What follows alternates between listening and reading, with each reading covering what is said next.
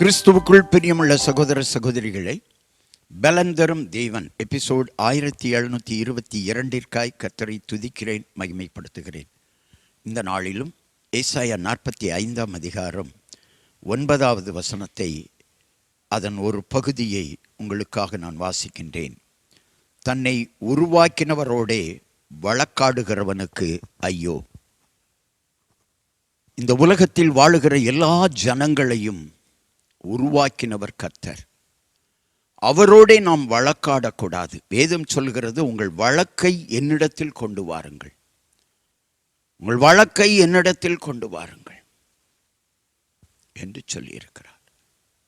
எனக்கு அன்பான தேவனுடைய பிள்ளைகளே, உங்களை உருவாக்கினவரோடே வழக்காடக்கூடாது.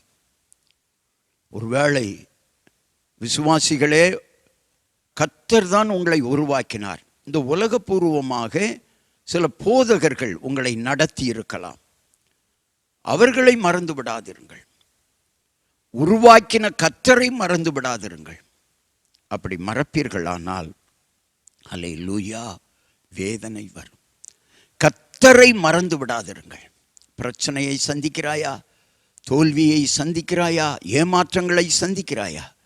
நீ பயப்படாதே சகோதரனே, பயப்படாதே. உன்னை உருவாக்கினவரிடத்தில் உன் பிரச்சனையை சொல். கண்களை மூடி ஜெபிக்கலாம். எங்களை நேசிக்கிற நல்ல தகப்பனே, இன்றைக்கு யார் யார் உருவாக்கின கர்த்தரை விட்டு உருவாக்காத இடங்களுக்கெல்லாம் தேடி தேடி போகிறார்களோ, வணங்குகிறார்களோ, அவர்கள் எல்லாரையும் உம்மிடத்தில் கொண்டு வந்து உம்மை மாத்திரம் தொழுது கொள்ள கிருபை செய்யும். உலகமெங்கும் இருக்கிற மனிதர்கள், மனுஷிகளுக்காக, வாலிபர்களுக்காக ஜெபிக்கிறேன்.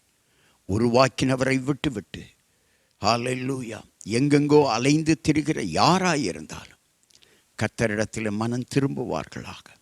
என் ஜனமே, மனம் திரும்பு, மனம் திரும்பு, மனம் திரும்பு. உன் மீது இரக்கமாயிருக்கிறார். உன்னை கண்ணோக்கி பார்த்து கொண்டிருக்கிறார். கர்த்தரிடத்தில் வா.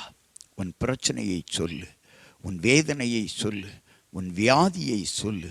கர்த்தர் எல்லாவற்றையும் கேட்டு உனக்கு ஒரு அற்புதம் செய்வார். இந்த நாளின் செய்தி, நீ அற்புதத்தை காணப்போகிறாய். தேவனை விட்டு விலகி விடாதே, கர்த்தரை விட்டு விலகி விடாதே.